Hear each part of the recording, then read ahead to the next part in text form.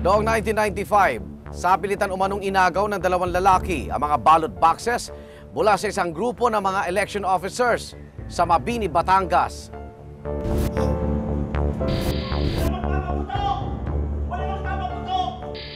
Sa kaguluhan, nabaril ang gurong si Filomena 3 hari.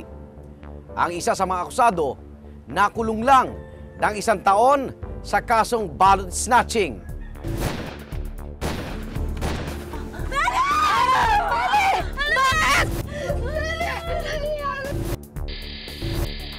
Bakit makalipas ang 14 na taon ay hindi pa naaaresto ang iba pang akusado? Maliwanag naman na iniisyuhan ng warrant of arrest, ay hindi ho may serve. Kaya sigurado ako na wala dito sa ating jurisdiction siya. Magandang gabi, ako naman Arnold Gravio, ang mga tanong ng kahapon. Sisya sa atin ngayon dito sa Case Unclosed.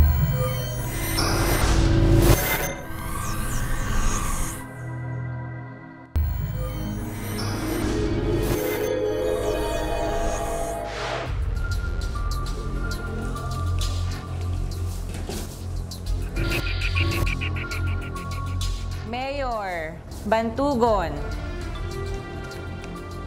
Mayor Amurao, Mayor Dalisay. Pasado 1:30 ng madaling araw noon, ika-9 ng Mayo taong 1995. Katatapos lang ng bilangan sa isinagawang eleksyon sa Talaga Elementary School sa bayan ng Mabini, Batangas. Ay naku, nakakapagod talaga. Halika na. Kasama ng gurong si Filomena 3 hari ang ilang mga election officer. Ayun na pala yung sasakyan. Nakarakda sila magpunta sa munisipyo para ihatid ang balota na naglalaman ng resulta ng halalan. Sa ayon nga ho sa testimonya, meron ho doong 3 lalaki na dumating na may dalang pick-up. Pagkatapos bumaba yung sila, at dito ho yung isang suspect na ang pangalan Alex Calangi, dumiretso sa loob ng eskwelahan. Samantala si Mrs. 3 hari at siyang kanyang grupo ay narito na po sa gitna ng daan sa labas ng gate. Nagulat sa pagdating ng isang sasakyan ang grupo ni Filomena habang nakatayo sa labas ng eskwelahan. May parating ng mga grupo. Pare, pakilipat yung ano. Balota ron. Tumakbo papasok ng eskwelahan si Alex Calangi na suporta ng isa sa mga kumakandidatong mayor ng Mabini na si Leonardo Bantugon Sr.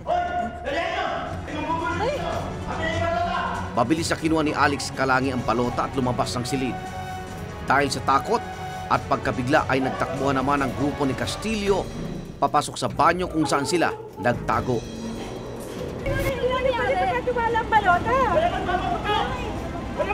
Hindi inasahan ng marami ang sumunod na eksena. Umalingaw-ngaw ang sunod-sunod ang putok ng baril doong madaling araw na yun.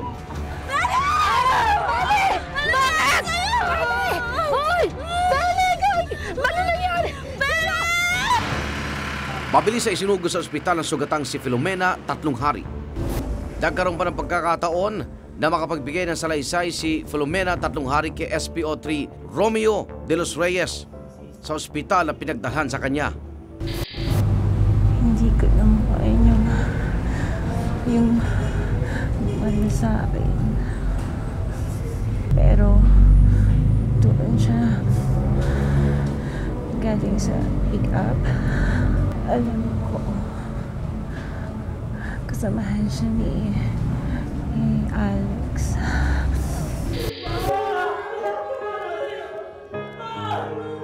Pero hindi nagtagal, ay binawian na rin ng buhay ang gurong nagsilbi sa halalan. Baka sa suntok ko sa pader baka ho bumitak yung pader Nasabi ko lang na ganito ba ang buhay? Naglilingkod ka ng tapat pagkatapos ikaw mapapatay. Yun lang siguro ang pinakamatinding dagok na nasabi ko nung sa oras, sa mismong punto na yun, na nakita ko nung andun yung aking asawang walang buhay.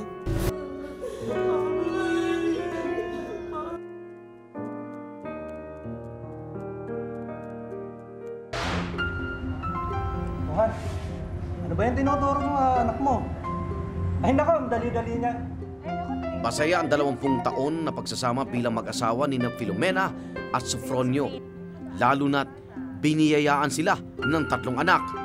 Simula po nung kami ikasal, hanggang sa sebawian ng buhay, kahit minsan hindi kami nagkaroon ng away o kahit alitan. Good morning. Aga mo yata.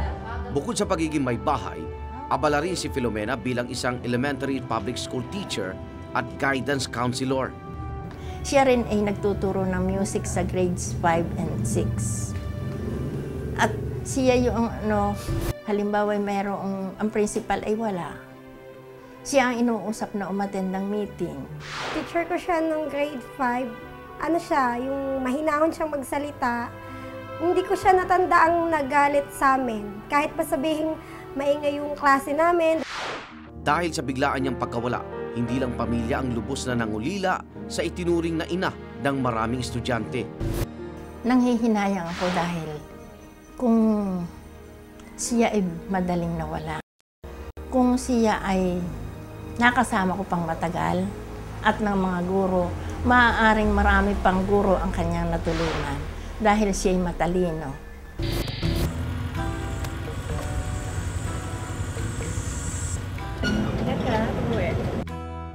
Alas 6 lang umaga po, nandiyan na kami sa tabi ng daan at pupunta na po kami sa paaralan. So sa ganung paghihiwalay namin, wala ho akong kahit isang premonition man laang o isang halimbawa pangitain na yun na pala ho ang huli namin pagkikita.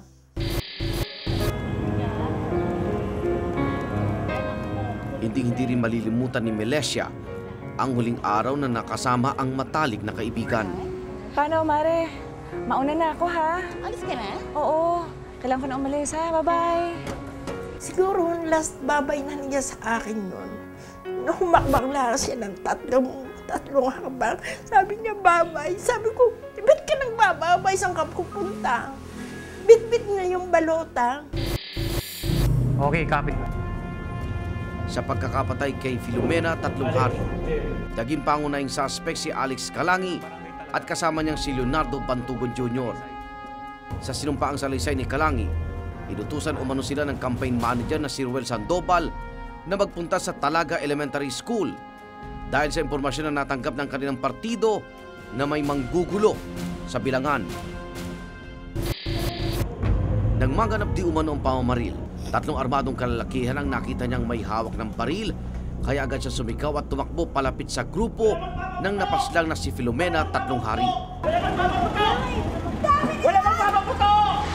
Ayon pa kay Calangi, nakita niyang bumagsak sa lupa ang guro, kaya siya pa mismo ang tumulong rito na isakay siya sa sasakyan para madala sa pagamutan. Dali! Sa pinakamalapit na ospital!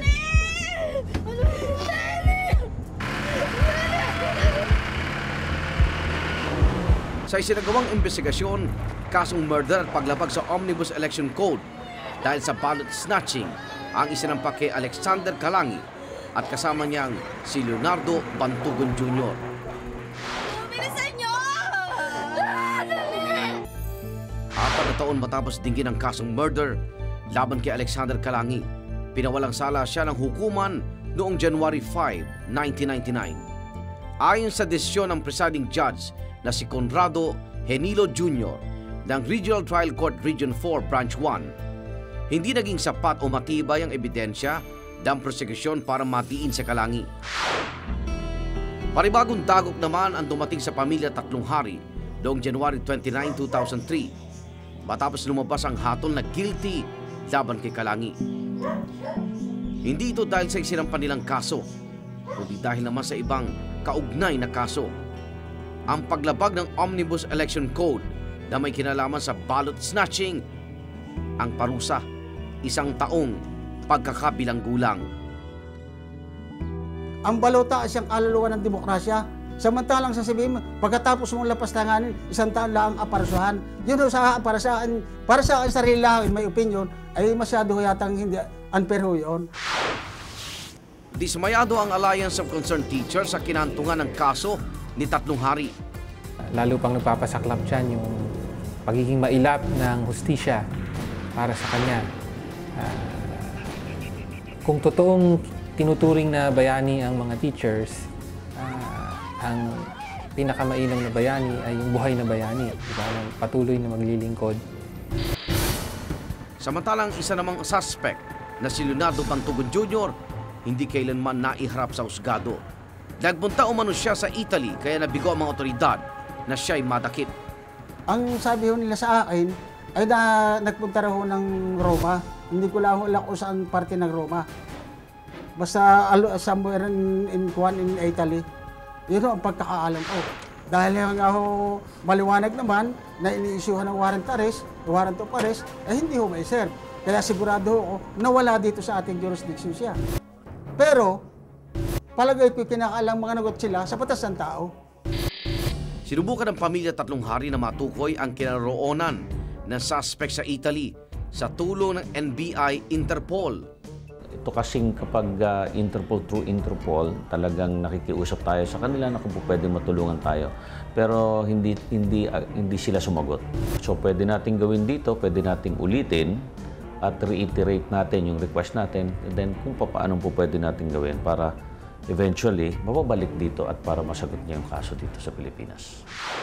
Subalit dahil sa kawalan ng extradition treaty ng Pilipinas sa bansang Italy, bigo ang NBI na tuluyang mapa sa kamay ng korte ang suspect.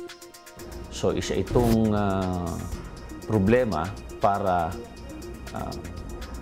makatulong at para medyo mapuwersa natin sila na mapabalik dito yung tao.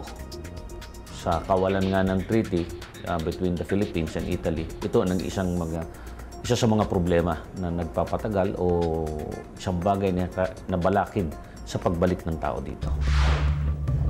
Sinubukan naming tuntunin ang kinaroonan ng pamilya Bantugon sa Mabini, Batangas, subalit bigo kami na sila ay makuna ng pahayag. Ayon sa Alliance of Concerned Teachers, nakababahala ang kawalan ng sapat na proteksyon ng gobyerno para sa mga guro tuwing idinaraos ang halalan. Well, una sa lahat, dapat ni isang guro dapat walang mamamatay sa panahon ng eleksyon. Hindi normal at hindi dapat tayo kailanman masanay sa ganyang tipo ng karahasan. No? So yun yung unang-unang tungkulin ng gobyerno. Kailangan magarantiya niya na magiging ligtas ang buhay ng mga teacher, bawat teacher na magsaserve sa eleksyon. Tiniyak din ng COMELEC na ang kapakanan ng bawat gurong nagsisilbi sa halalan ay lagi nilang isinasaalang-alang. Ang pinag-uusapan natin dito isang buong bansa, no? At mahigit 700,000 ang mga guro natin ng mga nakalipas na halalan. So medyo kailangan natin itimpla din yung ating resources vis-a-vis yung pangangailangan. So, although hindi natin nabibigyan ng 100% na talagang blanket security yung ating mga guro, sa tingin naman natin, by and large, napoproteksyonan natin sila. Sa pagbubuwis ng buhay ni Filomena Tatlong Hari, iba't ibang parangal ang kanyang inani. Pagkilala sa kabayanihan ng isang gurong, ang hangad ay isang malinis na halalan. Apo, hindi naman lahat ng tao ay binibigyan ng pagkakataon na yun ay makamtan, ay yun ay pinagkaloob sa kanya, ay di isang karangalan din para sa akin na siya ay makatanggap ng maraming parangal. Pero hindi matutumbasan ng mga pagkilala ang sakit ng pagkawala ni Filomena. Ang isang pinanghihinayang ko, ang aking mga anak lumaki na walang ina. Ako ang ama, ako ang ina ng aking tahanan. Sa nalalapit na halalan, bigo pa rin ang ilang guro sa tunay nilang layunin. Pinaka-basic na position natin sa ACT ay dapat gawing optional na lamang ang election service. No? Huwag nang obligahin ang mga guro na sila yung pangunahing aasahan sa eleksyon. Unfortunately, para sa darating na eleksyon, hindi na maaari ito. No? Dahil para magawa mo yon, kailangan ng bagong batas, no? I-amend ang kasalukuyang batas para maging optional ang election service. So nakita natin na haharap na naman muli ang mga teachers sa 2010. Kaya ang kampanya nga natin ay yung sapat na kompensasyon at proteksyon para sa mga teachers. Samantala, malaki ang inaasahang pagbabago ng COMELEC sa darating na 2010 eleksyon. Hindi na sila yung babiyahe ng malalayo para lamang bitbitin yung mga election reports. Ngayon, within hours from counting, Alam na ng buong Pilipinas kung ano yung resulta sa presinto. Hindi na kailangan na maging pressure point yung guro. At dahil doon, gagaang ang serbisyo nila. Ang magiging trabaho ng guro ay talagang administrador ng sistema at hindi na pananggalang sa tuwid na halalan. Umaasa naman ang pamilya ni Filomena na sa huli, mananagot din ang tunay na may sala. Sabi sa akin, na tatandaan ko na yung asong yan hindi pa nga magkaroon ng katarungan. Ang sabi ng aking anak, inyo na ang karangalan. Ipagkulublan niyo sa aking anak, sa aking ina ang katarungan. Hanggang sa susunod na Huwebes, ako naman Arnold Clavio. Ang mga tanong ng kahapon, sisiya sa atin ngayon dito sa Case Unclosed.